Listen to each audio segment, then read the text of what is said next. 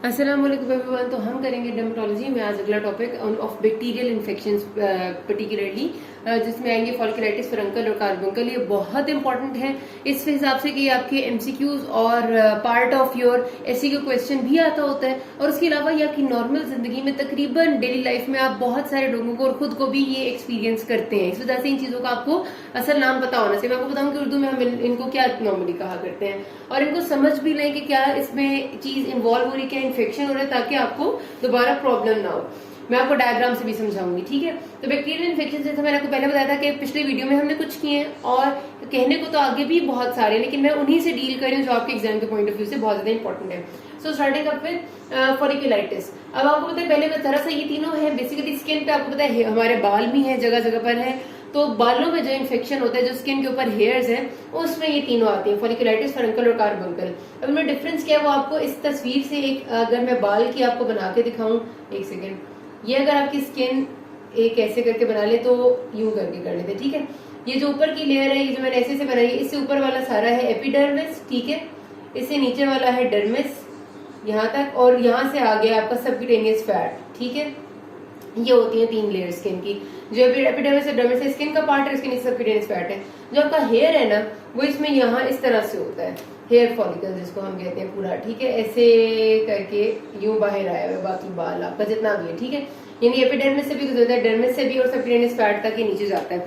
अब इसमें जो, अगर मैं पहले आपको सिर्फ इस डायग्राम से ये बताऊंगी कि फॉलिकुलाइटिस, फरंकल और कार्बंकल में इन्फेक्शन कहाँ कहाँ पर होता है, तो बेसिकली है क्या ये, जरा से पहले फॉलिकुलाइटिस को अगर समझने, आइटिस का लफ्ज जैसे भी जहां पर आज आपको समझ आ जाना चाहिए कि इसका मतलब है इन्फेक्शन या इन्फ्लेमेशन होना, ठीक है, इन्फ्लेमेशन।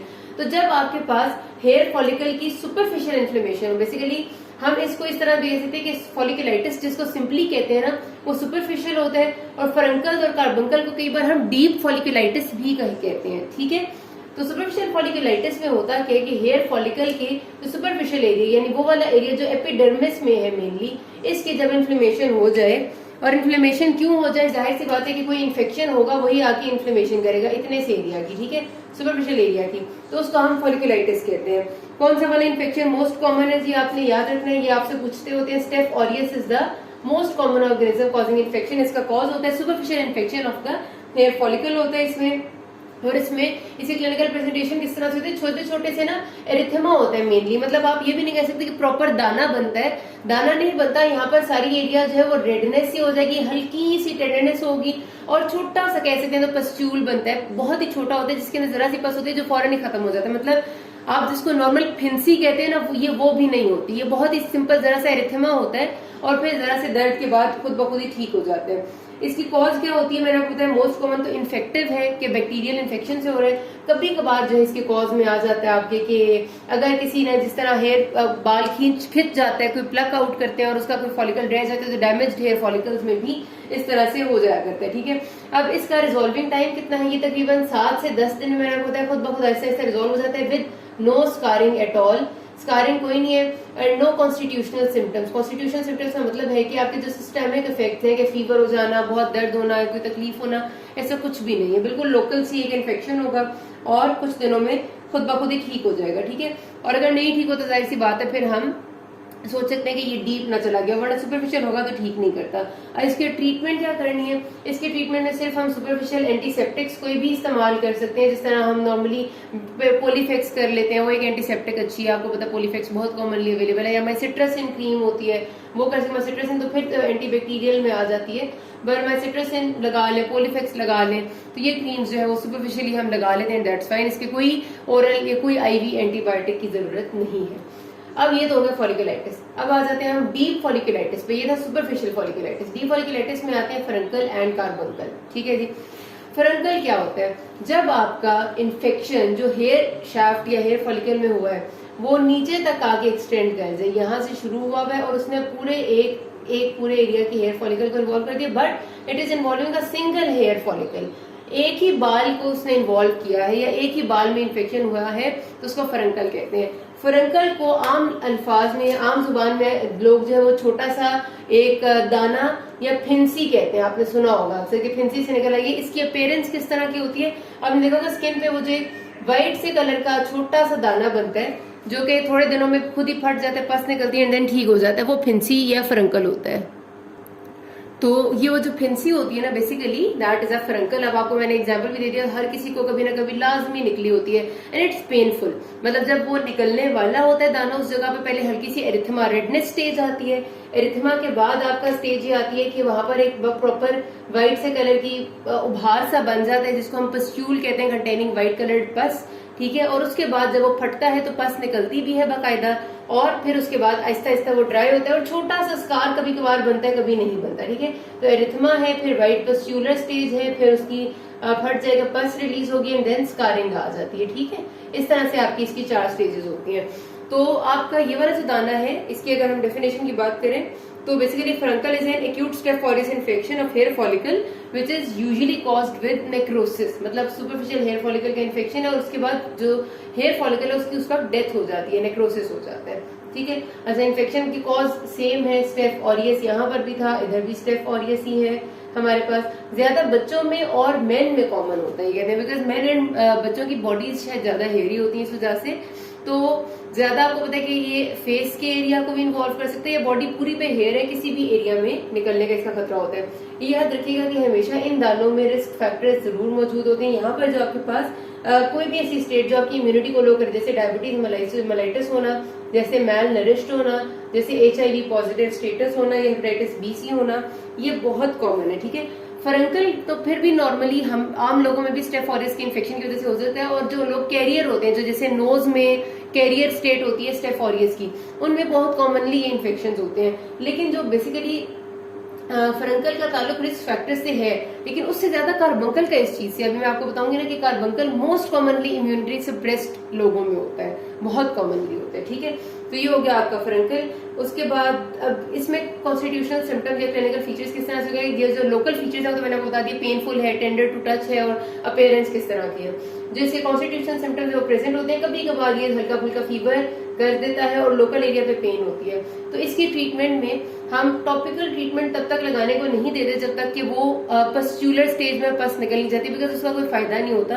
लेकिन अगर पेनफुल ज्यादा है तो we can give antibiotics, oral antibiotic इसमें चलती हैं, और ओरल एंटीबायोटिक्स में मोस्ट इंपॉर्टेंट आप पेनिसिलिन जैसे फ्लूक्लोक्सासिलीन दे सकते हैं, और आजकल क्योंकि मेट्रोन जो वो वाले थे हमारे मैक्रोलाइड्स वो बहुत अच्छे जा रहे हैं, तो एजिथ्रोमाइसिन वगैरह भी अच्छी चलती है। ठीक है, ये आपने देनी होती है एंटीबायोटिक, इनकी ओरल, IV की जरूरत नहीं होती। साथ कोई पेन किलर अच्छा दे दें, कोई भी एंटी इंफ्लेमेटरी पेन किलर जो आ रहे होते हैं हमारे पास, डाइक्लोफेनेक सोडियम वगैरह, वो अच्छे चल जाते हैं।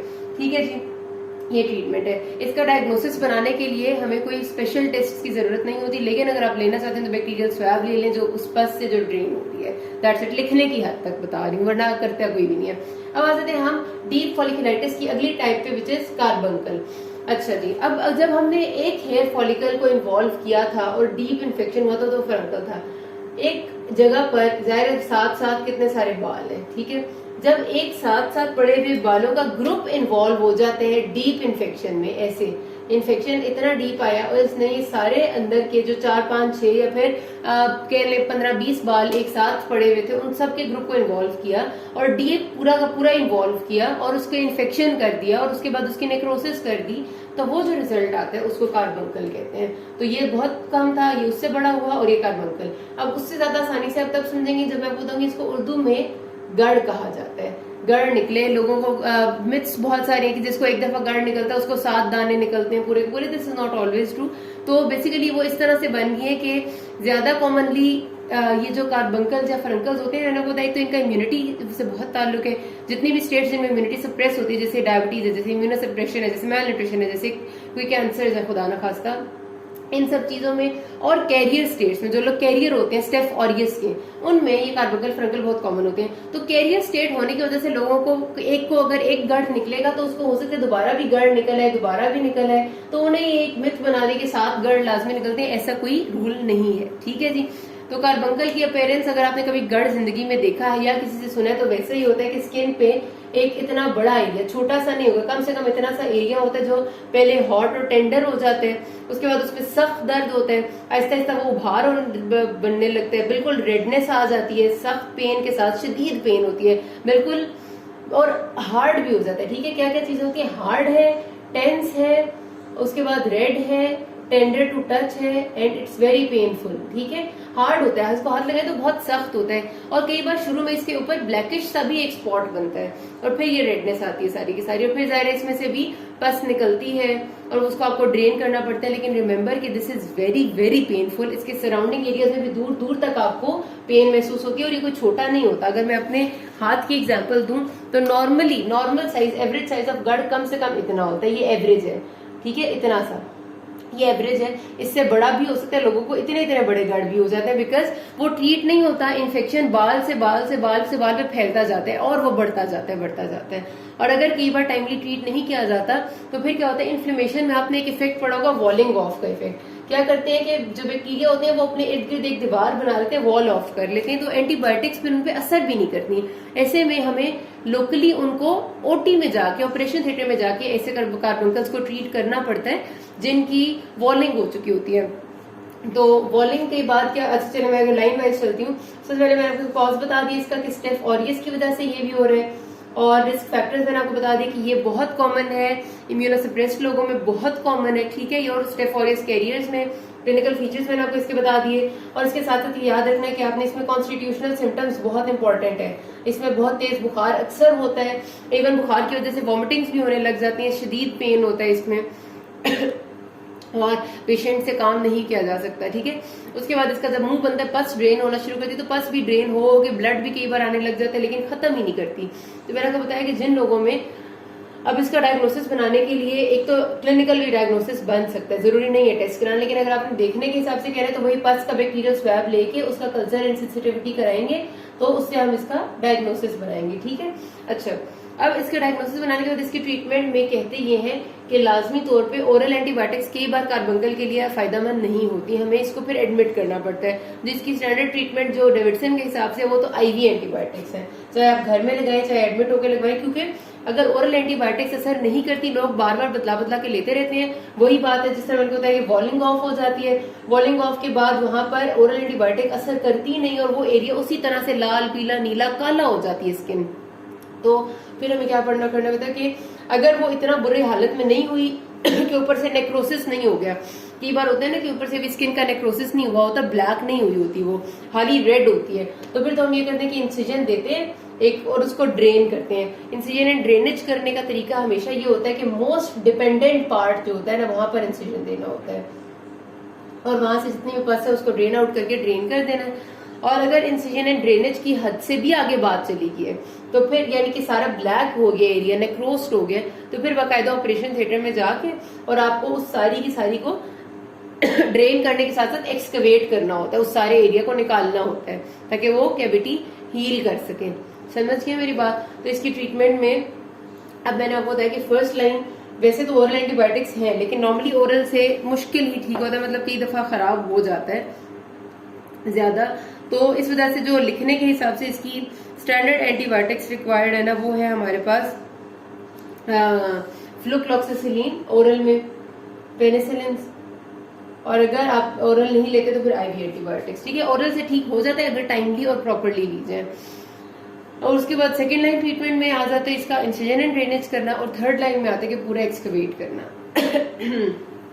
अब हो गया ये तीनों इंपॉर्टेंट चीजें खत्म। आखिर में थोड़ा सा बस सेलुलाइटिस के बारे में बता दूं तो सेलुलाइटिस एंड एरिसिपेलास दोनों go in hand by hand, they are basically superficial skin infection जो कि सबक्यूटेनियस टिश्यू का हो जाता है, मतलब हेयर फॉलिकल का नहीं, स्किन का ये सारा का सारा जो एरिया है, जैसे मैंने स्किन की पिक्चर ड्रॉ की थी तो ये जो स्किन का जो सारा एरिया है इसका इन्फेक्शन अगर हो जाए, सुपरफिशियल जो स्किन है उसको सेलुलाइटिस कहते हैं। और सिर्फ किसी एक छोटी सी जगह की नहीं, एक वाइड स्प्रेड जगह की। आपने सेलुलाइटिस बहुत ज्यादा सर्जरी के वार्ड में देखा होगा, टांगों में, एडल्ट्स में बहुत कॉमन है। रेड हॉट, इस क्लिनिकल फीचर्स क्या होते हैं कि स्किन हो जाती है red hot tender and red hot tender के साथ साथ हार्ड हो जाती है यानी टेंस हो जाती है टू टच। ठीक है, सारे इन्फ्लेमेशन के फीचर्स होते हैं, एक वाइड स्प्रेड एरिया ऐसा हो जाता है और पेशेंट के साथ बुखार भी होता है और पेशेंट शदीद पेन में होता है। और इसका डायग्नोसिस हम ब्लड का कल्चर लेके उसकी कल्चर एंड सेंसिटिविटी कराते हैं। तो ब्लड में ये मोस्ट कॉमनली जो इसका होता है ना वो ग्रुप ए स्ट्रेप्टोकोकस होता है, ये वाहिद है जिसमें स्ट्रेप्टोकोकस आ गया। ठीक है, स्ट्रेप्टोकोकस की वजह से होता है, ये इसके फीचर्स आते हैं। इसका डायग्नोसिस हमें बताते हैं बैक्टीरियल कल्चर से बनाते हैं और इसकी ट्रीटमेंट में पेशेंट को एडमिशन लाजमी करना है। बाकी तीनों ऐसे थे जिनमें लाजमी नहीं था, ये तो बिल्कुल सिंपल था, ये सिंपल ओरल पे था, वो भी ओरल पे था इफ नीडेड तो आईवी था। ये आईवी एंटीबायोटिक्स का ट्रीटमेंट। सेलुलाइटिस का पेशेंट हर सूरत एडमिट होता है, हर सूरत उसको आईवी एंटीबायोटिक्स देनी है और उसे ट्रीट करना है। आईवी एंटीबायोटिक्स में आपकी फ्लुक्लोक्सासिरीन और क्लेरिथ्रोमाइसिन, मैंने जिस तरह बताया था कि फ्लुक्लोक्सासिरीन पेनिसिलिन की ग्रुप की है और जो क्लेरिथ्रोमाइसिन है ये आपकी अच्छी एंटीबायोटिक है एजिथ्रोमाइसिन वगैरह के साथ की, तो जो मैक्रोलाइड्स ग्रुप की, या ये देते हैं, या फिर किसी को पेनिसिलिन एलर्जी है तो फिर उसको हम वैनकोमाइसिन या कोई और हैवी एंटीबायोटिक देते हैं। लेकिन हैवी एंटीबायोटिक्स अलॉन्ग विद जो आपकी अच्छी पेन किलर्स है उनके साथ ये ट्रीट होता है 5 to 7 डेज में। साथ उसके हम क्या करते हैं कि क्रेप बैंडेज पेशेंट को बांधने का कहते हैं, उस जगह पे क्रेप बैंडेज अच्छी टाइट सी बांध देते हैं। और वो लिम्ब एलिवेशन, ये बहुत इंपॉर्टेंट है, लिम्ब भी एलिवेट करते हैं। अगर बाजू है तो बाजू एलिवेट करेंगे, टांग है तो टांग एलिवेट करेंगे। उसकी वजह ये थी कि इन्फेक्शन मजीद ना फैले, बिकॉज ये डिपेंडेंसी से और फैलता जाता है। तो यहाँ पर बात खत्म करते हैं। किसी कोई मसला we can ask me. Thank you.